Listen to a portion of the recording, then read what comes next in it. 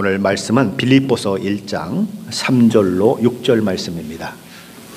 오늘 우리에게 주신 하나님의 말씀은 빌립보서 1장 3절로 6절 말씀입니다.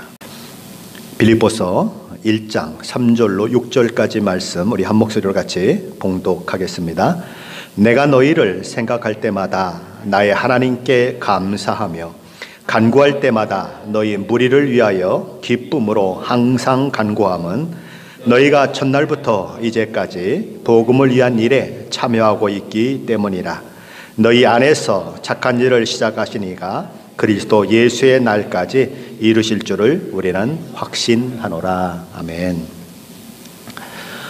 우리는 참 아름다운 교회에 있습니다. 제 뒤로 눈이 내리고 눈이 쌓여있는 그런 나무들이 있죠. 마치 한 폭의 화이트 크리스마스를 본 것 같은 그런 느낌이지요. 우리는 이렇게 많은 상황들 가운데 있지만 오늘 예배하기 위해서 이 자리에 모였습니다. 예배하는 저와 여러분에게 하나님의 놀라운 은혜와 복이 함께 하시기를 축원합니다. 사도 바울은 아주 간결하게 그리고 신학적 의도가 풍성한 그런 인사말로 편지의 서두를 장식했었습니다. 그런데 오늘 본문 3절과 4절에서 내가 너희를 생각할 때마다 나의 하나님께 감사하며 간구할 때마다 너희 무리를 위하여 기쁨으로 항상 간구함은이라고 함으로써 모든 빌립보 성도들을 인해서 하나님께 감사하고 있다는 사실과 그들을 위해 기쁨으로 하나님 앞에 간구하고 있다는 내용을 편지에 담아내고 있습니다. 여기 생각할 때마다 간구할 때마다라고 하는 말에서 마다라고 하는 이 번역된 헬라어 단어는 파스라고 하는 그런 헬라어 단어입니다. 모든 혹은 모두 이런 의미를 가지고 있습니다. 영어로 말하면 every, all 이런 의미를 가지고 있습니다. 그러니까 생각할 때마다 간구할 때마다라고 하는 말은 모든 생각을 할 때에 모든 간구를 할 때에 라는 말로 번역이 가능한 그런 말인 것입니다. 그런데 3절과 4절 말씀 속에는 이렇게 모든 혹은 모두를 의미하는 헬라어 단어 파스에서 이렇게 출발한 어근이라고 그러죠. 그런 어원을 가지고 있는 두 가지 단어가 또 있습니다. 뭐냐면 항상이라고 하는 단어, 그 다음에 무리들이라고 하는 단어입니다. 그러니까 무리들이라고 표현했지만 여러분 모두라고 하는 표현인 것입니다. 그래서 조금 어색하기는 하지만 이 모든 혹은 모두라고 하는 말을 살려서 번역을 한다고 하면 3, 4절 말씀은 이렇게 번역이 가능합니다. 여러분에 대한 나의 모든 기억 가운데 여러분 모두를 위해 기쁨으로 드리는 나의 모든 간구의 모든 순간에 나의 하나님께 감사하고 있습니다.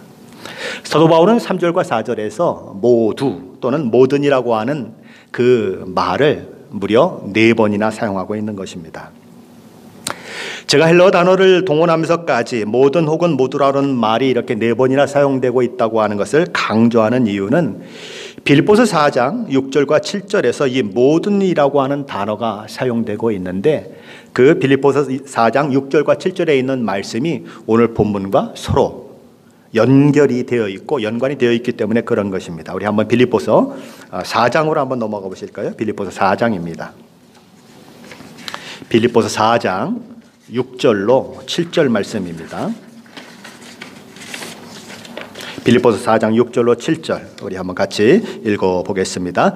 아무것도 염려하지 말고 다만 모든 일에 기도와 간구로 너희 구할 것을 감사함으로 하나님께 아뢰라. 그리하면 모든 지각에 뛰어난 하나님의 평강이 그리스도 예수 안에서 너희 마음과 생각을 지키시리라.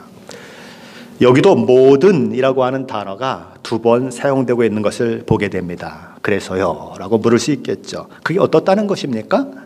이렇게 물을 수 있을 것입니다. 우리가 이 2개의 본문에서 주목해야 하는 사실은 모든이라는 단어가 강조되고 있는 2개의 본문이 다 기도와 관련된 내용을 다루고 있다는 것입니다. 무슨 내용을 다룬다고요? 기도. 기도를 이야기하는 본문에서 모든이라는 단어가 강조되고 있는 것은 기도로 하나님 앞에 가지고 나아가지 못할 일이 아무것도 없다는 것입니다. 모든 것을 가지고 하나님 앞에 기도할 수 있다. 또 하나는 하나님 앞에 우리가 기도하는 모든 것은 그 기도의 영향력은 우리의 삶의 모든 영역에서 미치지 않는 것이 없다. 하나님 앞에 기도하면 그 기도의 영향력이 우리의 모든 삶의 영역, 어떤 일인지 무슨 상황인지 상관없이 영향을 미친다라고 하는 의미가 바로 모든 속에 들어있는 것입니다. 모든 것을 가지고 하나님 앞에 기도할 수 있습니다. 하나님 앞에 드리는 기도는 내 삶의 모든 것에 영향을 미친다는 것입니다. 인간의 모든 활동은 시간과 공간 그리고 제한된 능력으로 인해서 늘 제약을 받을 수밖에 없습니다. 함께 해주고 싶어도 멀리 있으면 함께 할 수 없을 때가 있습니다. 도와주고 싶어도 내 능력의 한계 때문에 도와줄 수 없을 때가 있습니다. 누가 지금 그런 상황입니까? 사도 바울이 그런 상황인 것입니다. 빌립보 성도들의 고난 그리고 역경의 소식을 듣고 사도 바울은 정말 마음이 아파요. 그런데 사도 바울은 지금 로마 감옥에 갇혀 있는 것입니다. 아무것도 그들을 위해서 할 일이 없는 거예요. 로마 감옥에서 착고에 묶인 채 바울로서는 그저 안타까운 마음을 갖는 것 이외에는 아무것도 할 것이 없는 것입니다. 그런데 감옥에 갇혀 있고 몸으로 그들에게 갈 수 없지만 그에게 할 수 있는 것, 위대한 것이 하나 있었다는 것입니다. 그게 뭡니까? 기도예요. 바울은 빌립보 성도들을 향한 그리움 그리고 안타까운 마음을 기도로 승화시키고 있는 것입니다. 사탄이 사도 바울의 몸을 묶어 놓을 수는 있었지만 그가 가진 기도의 자유마저 묶어 놓을 수는 없었어요. 우리는 모든 지각에 뛰어난 하나님의 평강이 바울의 생각과 마음을 어떻게 지키고 있는지, 감옥에 갇혀서 사형 판결이 날 수도 있는 바울인데 그의 생각을 어떻게 인도하는지 오늘 그가 드린 기도를 통해서 오늘 저희는 확인하게 될 것입니다. 그리고 앞으로 빌립보서 전체를 통해서 또한 확인하게 될 것입니다. 그가 어떻게 그런 상황 속에서도 마음의 평강을 누리고 마음의 기쁨을 잃지 않았는지 확인하게 될 것입니다. 바울은 빌립보 성도들을 생각할 때마다 하나님께 감사드린다고 이야기합니다. 그리고 그는 빌립보의 모든 성도들을 위해서 기쁨으로 간구하고 있다고 말합니다. 기도는 노동이란 말이 있습니다. 서방 수도원의 아버지라고 불리우는 성 베네딕토는 자신이 세운 수도원을 운영하면서 그 수도원의 대원칙을 만들었는데 하나는 기도이고 다른 하나는 노동입니다. 그의 정신을 본받았던 한국에 와서 선교를 했던 분 중에 한국 이름으로 대천덕 신부라고 하는 분이 있습니다. 강원도 태백에 예수원을 만들고 사역했던 분이죠. 그분이 많은 영향을 받아서 예수원 예배당 문 옆에다가 이런 문구를 붙여놨습니다. 노동하는 것은 기도요, 기도하는 것은 노동이다. 그렇습니다. 기도는 노동입니다. 기도에 대한 이론을 아는 것으로는 기도의 사람이 결코 만들어지지 않습니다. 기도에 대한 성경의 내용을 아무리 많이 알고 있어도 그렇다고 해서 기도의 사람이 만들어지지는 않습니다. 기도의 사람은 기도를 통해 시간을 투자하는 것을 통해서 기도하는 일에 땀과 눈물을 흘리며 열정을 쏟아붓는 일을 통해서 만들어지는 것입니다. 기도하면 기도할수록 더 깊은 기도가 가능하고 기도하면 기도할수록 점점 더 깊은 기도의 사람이 될 수 있는 것입니다. 사도 중에 예수님의 동생 야고보라고 하는 분이 한 분 있지요. 그는 정말 기도의 사람으로 알려진 사람입니다. 그는 사람들 사이에서 낙타 무릎으로 불려졌던 사람입니다. 얼마나 많은 시간 무릎을 꿇고 기도했는지 무릎에 굳은 살이 너무 많이 배겨서 낙타의 무릎 같다라고 사람들이 표현했던 사람. 바로 누구냐? 예수님의 동생 사도 야고보인 것입니다. 사도 바울은 오늘 본문을 통해서 기도의 내용을 얘기하는 그 모습을 보면 사도 바울도 기도의 사람이라고 하는 것을 우리는 알게 되는 것입니다. 사도 바울은 오늘 본문을 통해서 빌립보 성도들을 위해 시간을 내어 열정적으로 기도하는 그 시간이 하나님 앞에 감사한 시간이요, 기쁨의 시간이라고 고백하고 있는 것입니다. 기도하는 시간이 귀찮은 시간이 아니고 그저 시간만 때우는 시간이 아니고 정말 감사를 경험하고 기쁨을 경험하는 시간이었다고 그렇게 고백하는 것입니다. 기도는 노동이라고 했습니다. 고된 노동과 같은 기도가 감사가 되고 기쁨이 되었다는 것은 사도 바울 역시 야고보 사도 못지않는 기도의 사람이었음을 보여주는 증거인 것입니다. 감사와 기쁨은 어떤 외적 상황이 벌어져도 마음의 안정감이 흐트러지지 않을 때 가능한 것입니다. 그러기에 감사와 그 기쁨은 절대적인 하나님, 변치 않으시는 하나님, 회전하는 그림자조차 없으신 하나님의 임재 속에 있을 때에만 맛볼 수 있는 놀라운 경험인 것입니다. 세상은 성공과 실패가 공존합니다. 햇빛이 비추는 날이 있는 반면에 폭풍우가 막 몰아치는 날이 있는 것입니다. 그러나 그런 속에서도 하나님께 믿음의 뿌리를 깊이 내리고 있는 성도는 항상 마음의 평강을 누리며 살아갈 수 있는 것입니다. 사도 바울은 바로 그런 마음을 가지고 4절에서 내가 기쁨으로 간구한다고 말하는 것입니다. 간구는 일반적인 의미의 기도와 다르죠. 그럼 무엇이 다를까요? 간구라고 하는 말로 번역된 헬라어 데시스라고 하는 이 말은 본래 의미가 결핍, 부족, 가난이라고 하는 그런 의미를 가지고 있습니다. 그러므로 간구라고 하는 말은 하나님께서만 해결할 수 있는 실제적인 부족함을, 실제적인 결핍을 채워달라고 특별한 상황에서 구체적으로 하나님께 드리는 요청의 기도가 바로 간구인 것입니다. 기도, 간구, 어떤 분들은 간청의 기도, 중보 기도, 많은 기도에 대한 그런 이야기들이 있는데 그런 것들이 어떤 차이가 있느냐, 어떤 의미가 있느냐를 아는 것보다 더 중요한 사실이 하나 있습니다. 그게 뭡니까? 기도의 대상이 누구인가 하는 것을 아는 것입니다. 우리의 기도의 대상은 누굽니까? 우리의 기도의 대상은 하나님이십니다. 만일 우리 기도의 대상이 하나님이 아니시라면 우리의 기도, 우리의 간구는 그저 허공을 치는 소리에 불과합니다. 세상 사람들이 천지신명께 비는 것과 다르지 않습니다. 기도는 온 우주 만물을 창조하시고 모든 것의 주인이 되시고 전능하신 하나님께 드리는 거예요. 바로 사도 바울은 그 하나님께 기도하고 있는 것입니다. 그러면서 그는 이렇게 얘기하죠. 3절에서 내가 너희를 생각할 때마다 나의 하나님께 감사하며. 그가 쓴 13권의 신약성경을 보면 나의 하나님, 내 하나님이라고 하는 고백보다는 우리 하나님이라고 하는 고백이 더 많습니다. 그런데 오늘 본문에서 사도 바울은 나의 하나님이라고 고백하는 것입니다. 우리 하나님이 아니라 나의 하나님께 감사한다고 말하는 거예요. 사도 바울이 나의 하나님이라고 감사하고 있는 것은 그가 하나님을 개인적으로 친밀하게 경험하고 있다는 것을 우리에게 보여주는 것입니다. 그가 비록 로마 감옥에서 갇혀있는 상황 가운데 있고 언제 죽을지 모르는 상황 가운데 있는데 여전히 자신은 하나님과 긴밀한 관계 속에 견고한 믿음을 지키고 있기 때문에 하나님을 향하여 나의 하나님이십니다라고 고백하는 것입니다.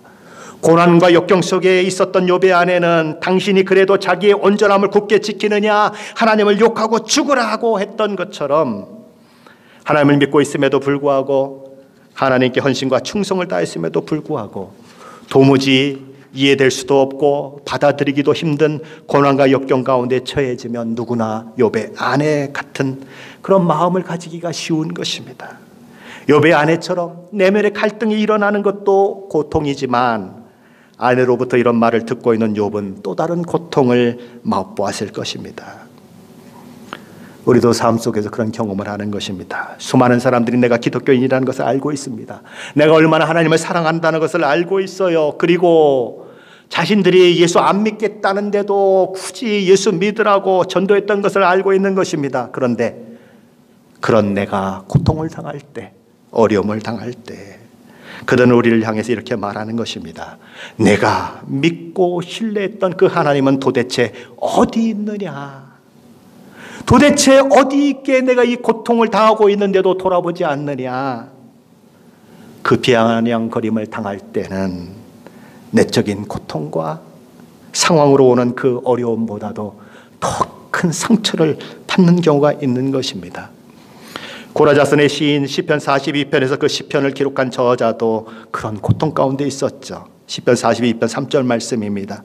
사람들이 종일 내게 하는 말이 내 하나님이 어디 있느냐 하오니 내 눈물이 주야로 내 음식이 되었나이다. 고통스러웠다는 거예요.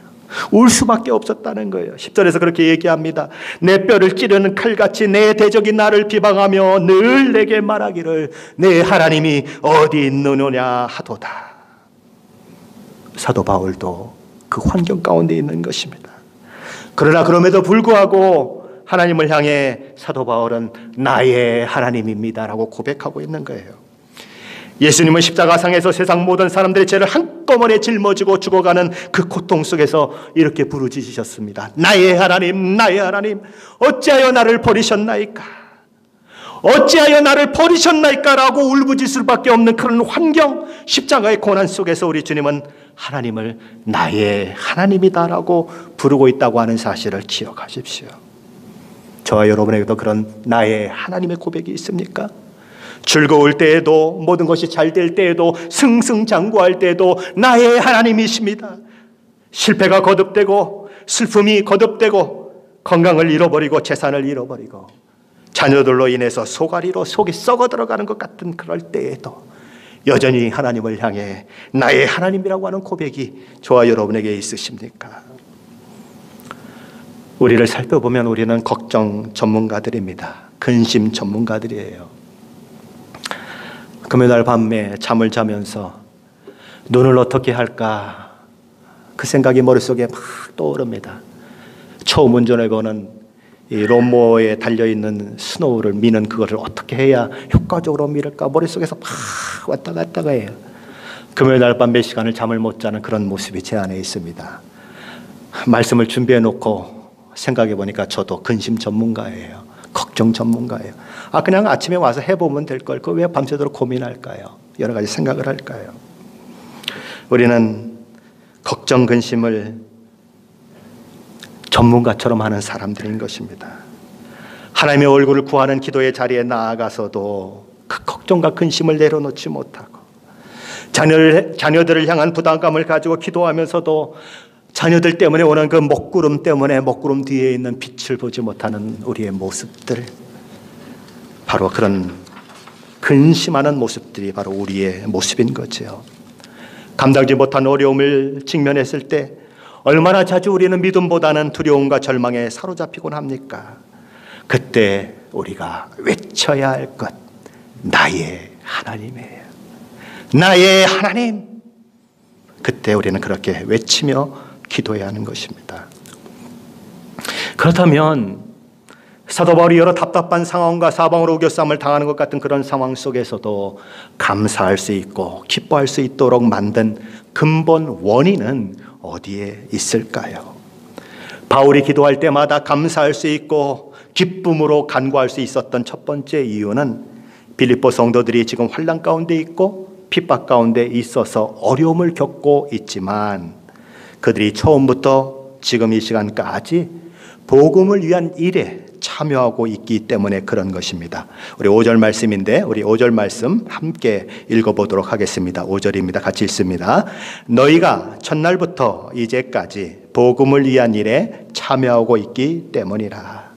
사도 바울이 기도하면서 하나님께 감사하며 기쁨으로 간구할 수 있었던 이유는 빌립보 지역에 사도 바울 일행이 복음을 전함으로 세워진 빌립보 교회의 성도들이 그때나 지금이나 사도 바울이 복음을 처음 전했을 때나 사도 바울이 지금 로마 감옥에 갇혀 있을 때나 상관없이 사도 바울과 함께 복음에 참여한 자들이 되었기 때문에 그런 것입니다. 복음에 참여했다고 하는 말이 가지는 의미는 무엇일까요? 세 가지 정도로 생각해 볼 수 있습니다. 첫째 의미는 빌립보 성도들이 바울과 같은 복음 신앙을 가지고 있다는 것을 말합니다. 동일한 복음의 신앙을 가지고 있다. 둘째 의미는 빌립보 성도들이 바울과 함께 복음을 전파하는 일에 계속해서 수고해 왔다는 의미인 것입니다. 셋째 의미는 빌립보 성도들이 바울이 복음으로 인해서 고난과 핍박과 환난 가운데 있게 된 것처럼 그들 또한 복음 때문에 고난과 핍박과 환난 가운데 처해 있다는 것입니다. 한마디로 빌립보 교회 성도들이 사도 바울과 함께 복음 안에 함께 참여하고 복음을 위해 함께 봉사하고 복음 때문에 함께 고난을 겪고 있다는 것이죠. 자신이 생명을 다해 전한 복음을 전해 받은 사람들로부터 생명과 같이 존귀함을 여김을 받고 있다는 그 사실만큼 사도 바울을 기쁘게 하는 것은 없는 것입니다. 말씀을 전하는 목사에게도 마찬가지예요. 내가 전한 말씀을 듣고 영혼들이 살아나고 커지고 믿음이 풍성해지는 그 모습을 볼 때만큼 기쁜 것은 없는 것입니다. 사도 바울은 바로 그런 기쁨, 그런 감사를 가지고 하나님 앞에 나아가고 있는 거죠. 사도 바울이 빌립보 성도들을 위해 기도할 때마다 감사할 수 있다고 간구할 때마다 기쁨으로 간구할 수 있었던 두 번째 이유는 빌립보 성도들 가운데 선한 일을 시작하신 하나님께서 그 선한 일을 종국에 완성시킬 것이라는 확신이 사도 바울 가운데 있었기 때문에 그렇습니다. 우리 6절 말씀입니다. 6절 말씀 함께 읽어보겠습니다. 너희 안에서 착한 일을 시작하신 이가 그리스도 예수의 날까지 이루실 줄을 우리는 확신하노라. 방금 저와 여러분이 읽은 이 말씀은 빌립보서 전체 중에서 가장 핵심이 되는 말씀 중에 하나라고 할 수 있습니다. 아니, 성경 전체 내용을 보더라도 이 말씀은 성경 전체의 말씀 중에서도 핵심이 되는 말씀이라고 이야기해도 지나치지 않은 것입니다. 이 말씀은 기독교 신학에서 성도의 견인이라고 불리워지는 놀라운 은혜의 교리인 것입니다. 성도의 견인이란 하나님께서 성도를 끝까지 지켜주시고 이끄시사 최종적인 구원의 완성에 이루도록 역사하신다는 것입니다. 이 성도의 고난은, 이 성도의 견인이라고 하는 이 교리는 그래서 엄청나게 중요한 것입니다. 그 중요성은 아무리 강조해도 지나치지 않은 것입니다. 빌립보 교회에 보낸 편지에는 놀라운 위로가 있습니다. 격려가 담겨 있습니다. 그러나 이 6절 말씀에 동의하지 않는 사람이라면 그 모든 위로와 격려가 다 쓸데없는 헛소리에 불과합니다. 왜냐하면 6절의 말씀이 사실이 아니라면 나머지 모든 것도 다 사실이 아니기 때문에 그렇습니다. 단순히 희망사항일 뿐이기 때문에 그렇습니다. 그러나 6절 말씀이 정말 사실이라면 빌립보서의 모든 위로와 격려, 소망의 메시지는 100% 확신할 수 있는 그런 말씀인 것입니다. 왜 그런지 한 가지 풀어가면서 설명을 드리도록 하겠습니다. 먼저 6절 말씀에 언급한 것을 보면 착한 일이라고 되어 있죠. 바울의 복음을 들은 그 일들을 통해서 하나님께서 빌립보 성도 안에 시작한 하나님의 구속의 사역과 하나님의 새롭게 하는 그 사역을 가리켜서 착한 일이라고 하는 것입니다. 착한 일은 빌립보 교회 성도들이 하나님의 백성으로 구원받은 그 일인 것입니다. 그렇다면 이 착한 일을 시작하신 이는 누구실까요?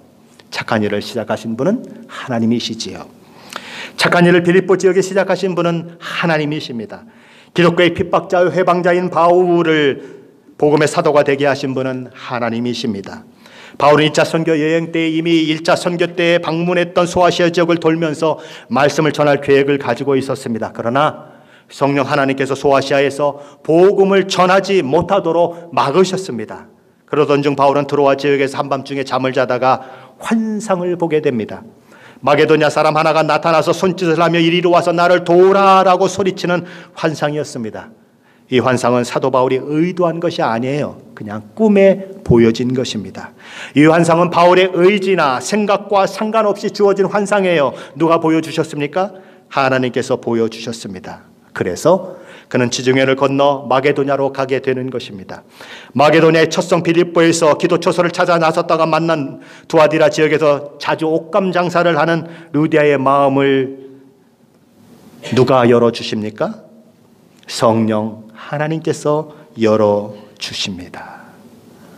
우연히 그를 만났지만, 우연히 만나서 그에게 말씀을 전했지만 하나님께 그의 마음을 열어주셔서 믿음을 갖게 하시고 예수 믿고 빌립보 교회 개척 멤버가 되게 하십니다. 간수를 구원하는 일은 어떻게 일어났습니까? 바울과 실라가 빌립보 감옥에 갇혀 있을 때에 지진이 일어나지요. 옥토가 마구 흔들리고 문들이 활짝 열리고 착고가 풀리는 사건을 통해서 일어났습니다. 바울이 지진을 일으켰습니까? 아니에요. 하나님께서 일으키셨습니다. 빌립보 교회는 전적으로 하나님의 일하심을 통해서 개척된 교회인 것입니다. 사도 바울은 그 하나님께 쓰임받은 도구로 사용됐을 뿐이죠. 선한 일인 구원의 놀라운 일들을 행하시는 분은 누구라고요? 하나님이십니다. 너희 안에서 착한 일을 시작하신 이가 그리스도 예수의 날까지 이루실 줄을 우리는 확신하노라. 사도 바울은 뭐라고 얘기합니까? 우리는 확신하노라라고 말합니다. 왜냐하면 구원의 그 모든 일들이 하나님께서 시작한 일이시기 때문에 그 구원을 종국에 완성하실 분도 하나님이시기 때문에 그 구원의 모든 것들은 확실한 것입니다. 하나님께서는 시작하신 구원을 반드시 이루어 내실 것입니다. 하나님은 무언가 중대한 결심을 해도 작심삼일로 끝나버리는 우리와 다른 분이세요. 하나님께서는 거창한 계획을 세웠다가 힘이 거기에 미치지 못하면 어느 날 그냥 포기하고 마는 우리 인간과는 다른 분이십니다. 하나님은 끝내시지 않는 일은 아예 시작도 하지 않는 분이세요. 시작하셨다면 반드시 끝을 내고야 마시는 분이십니다. 따라서 하나님께서 시작하신 빌립보 성도들의 구원은 결코 실패할 수 없습니다. 저와 여러분의 구원도 결코 실패할 수 없습니다. 세상 어느 것도 심지어 죽음도 우리를 구원하신 그 하나님의 사랑에서 끊어놓을 수 없습니다. 하나님께서는 여인이 어찌 그 젖먹는 자식을 잊겠으며 자기 태에서 난 아들을 궁일이 여기지 않겠느냐. 그들은 혹시 잊을지라도 나는 너를 잊지 아니할 것이라 내가 너를 내 손바닥에 새겼다고 말씀하십니다. 하나님께서 우리의 궁극적 구원을 위해서 졸지도 주무시지도 않으시며 오늘도 일하시는 분이십니다. 어떻게 일하십니까? 하나님께서 우리의 상황을 주의하십니다. 조종하십니다. 때로는 우리가 가는 길을 막아서십니다. 그리고 하나님께서 우리가 주저앉고 싶은 마음이 들 때에 실패로 낙심할 때에 우리에게 용기를 불어넣어 주시고 우리를 일으켜 세우십니다. 저는 다리 때문에 제대로 걷지 못하는 신앙생활하고 있는 자를 향하여 그 다리를 고쳐주시사 성성한 다리로 튼튼한 다리로 걸어가게 하시는 분이 누구신가? 우리 하나님이십니다. 그러므로써 종국적으로 구원의 완성이 이루어지도록 만드시는 분이 우리 하나님이신 것입니다. 예수 그리스도를 믿고 구원받은 사람, 자기 혼자 구원받았다고 착각하는 사람이 아니고 자기 자신도 구원받았다고 확신할 뿐만 아니라 하나님도 내가 너를 구원하였다고 인정하는 그 사람은 결코 구원을 잃어버릴 수 없습니다. 한번 그리스도인이 된 사람은 영원히 그리스도인인 것입니다. 왜요?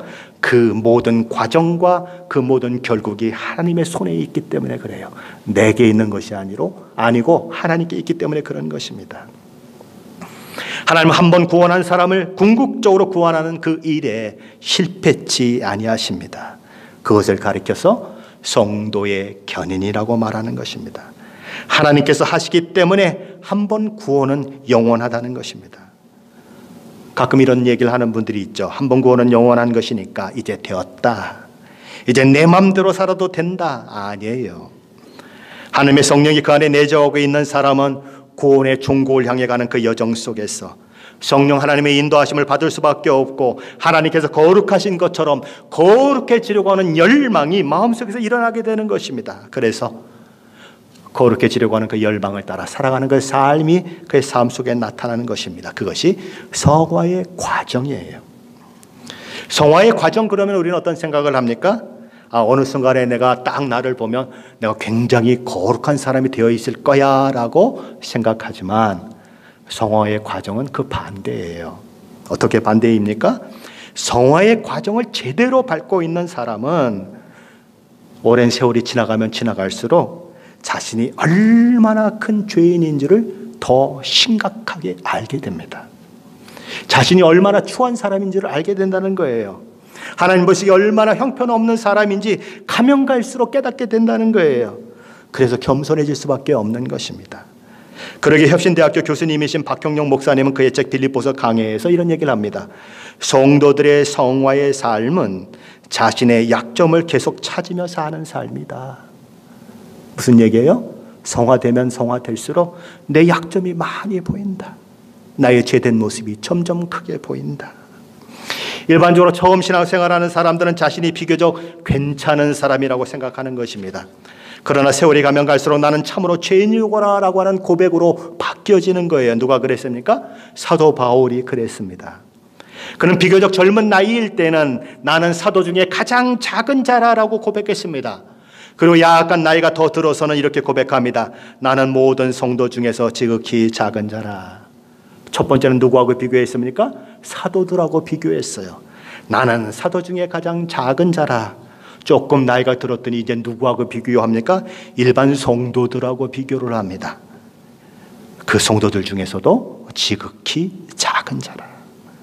그러면 그가 말년에 하나님의 부르심을 받기 전에 그는 어떤 고백을 하고 있을까요? 그는 이렇게 얘기합니다. 죄인 중에 내가 괴순이라. 사도 중에 가장 작은 자에서, 성도 중에 지극히 작은 자에서 어디로 갑니까? 나는 죄인 중에 괴수로다. 이 말은 사도 바울이 세월이 가면 갈수록 악한 짓을 많이 하고 이전보다 더 악해졌다는 말이 아니에요. 이 말은 사도 바울이 세월이 가면 갈수록, 나이가 들면 들수록 더 죄에 민감해졌다는 것입니다. 처음엔 바위 덩어리만큼 큰 죄만 죄라고 생각했어요. 그런데 성화되어 가는 과정을 통해서 모래알 만큼 작은 그 죄가 바위 덩어리만큼 큰 죄로 느껴지는 거예요. 그러니 어떻게 내가 죄인 중에 괴수라는 고백을 하지 않을 수가 있겠습니까? 그 고백을 할 수밖에 없는 거죠. 성령 하나님은 구원받은 저와 여러분을 그 고백을 하기까지 인도하시는 것입니다. 그리고 그런 고백의 삶을 통해서 나의 부족함과 연약함, 나의 죄됨을 늘 보게 하시고 그걸로 인해서 하나님 앞에 울며 하나님 어찌하면 좋겠습니까? 이 죄를 용서하십시오라고 기도하는 그 과정을 통해서 저와 여러분의 성화는 이루어지는 것입니다. 하나님께서는 그 성화의 과정 가운데 우리를 거룩한 사람으로 만들어 갈 것이고 궁극적인 구원이 우리 안에 이루어지도록 하실 것입니다. 예수님이 재림하시는 그날 우리는 완벽하게 성화된 모습, 그것을 신학 용어로는 영화라고 그러죠. 영화된 모습으로 바뀔 것입니다. 모든 악이 제거되고 모든 불의함이 제거되고 모든 슬픔의 원인이 되었던 것들이 제거된 어둠이 전혀 없는 빛 가운데 저와 여러분이 있게 될 것입니다.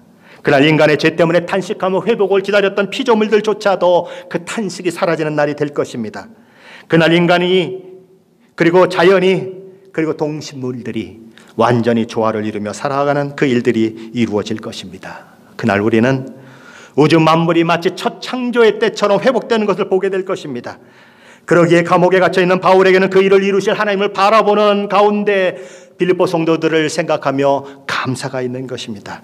그들을 위해 간구하는 그 일 가운데에도 신실하신 하나님, 빌립보 성도들 가운데 시작한 선한 일을 반드시 이루고야 마실 하나님께서 사도 바울이 구한 것보다도 더 복되고 아름답게 응답하실 분임을 바라보며 그는 간구하면서도 기쁨이 있는 것입니다. 사도 바울이 오늘 본문을 통해서 빌립보 성도들과 성도된 저와 여러분에게 말하는 요점은 이것입니다. 여러분, 아무 문제 없습니다. 하나님께서는 여러분을 구원하여 선한 일을 시작하신 그 일을 궁극적으로 최종적으로 만들어내실 때까지 결코 쉬지 않으실 것입니다. 여러분을 흠없는 자로 완전한 자로 세워질 그 위대한 날까지 하나님께서는 저와 여러분 안에서 지속적으로 일하실 것입니다. 그러니 내게 무슨 일이 일어나든지 여러분 안에 무슨 일이 일어나든지 상관없습니다. 본래 하나님께서 목적하신 선한 일을 이루시는 그 일을 결코 포기하지 않으시고 이루실 것이라고 하는 것을 기억하십시오. 여러분 인생의 여정의 모든 삶 속에서 여러분이 하루하루 수고하고 살아가는 삶의 그 의미 속에서 여러분은 때로 어려울 것입니다. 힘들 것입니다. 하나님, 나 예수 잘 믿는다고 이렇게 수고하는데 왜 내 삶은 이러느냐고 울 수도 있습니다. 그러나 그 모든 일에 주님이 이 땅에 오실 그때에 우리 주님께서 상급으로 우리에게 주신다고 하는 것을 기억하십시오. 여러분에게 하늘의 기업이 주어져 있습니다. 여러분에게 하나님께서 주시는 의의 면류관, 생명의 면류관이 있을 것이고, 그날 우리는 의의 면류관, 생명의 면류관을 받았으며 너무 감사해서 그 면류관을 예수께 올려드리며, 하나님, 이것이 하나님의 은혜입니다, 이것이 예수 그리스도 당신의 은혜입니다 라고 고백하게 될 것입니다. 나는 쓸데없이 없습니다 라고 고백하게 될 것입니다. 그리스도 예수의 날, 우리 주님이 승리자로 이 땅에 다시 오시는 날, 이 땅을 완전히 통치하시는 날, 그 장엄하고 놀라운 날에 저와 여러분이 참여하는 기쁨을 누리게 될 것입니다. 아멘이십니까? 우리는 그런 결국을 이루실 하나님 때문에 이 세상에서 망할 수 있는 사람들이에요. 뭐 할 수 있다고요? 하나님 때문에 이 세상에서 기꺼이 망할 수 있는 사람들이라고요. 하나님 때문에 이 세상에서 이기려고 하지 않고 질 수 있는 사람들이에요. 왜요? 이 세상이 전부가 아니라는 걸 알거든요. 내가 하나님 앞에 서게 될 것이고 그 하나님의 상급이 내게 있다는 것을 내가 알거든요. 그래서 망할 수도 있고 그래서 질 수도 있는 것입니다.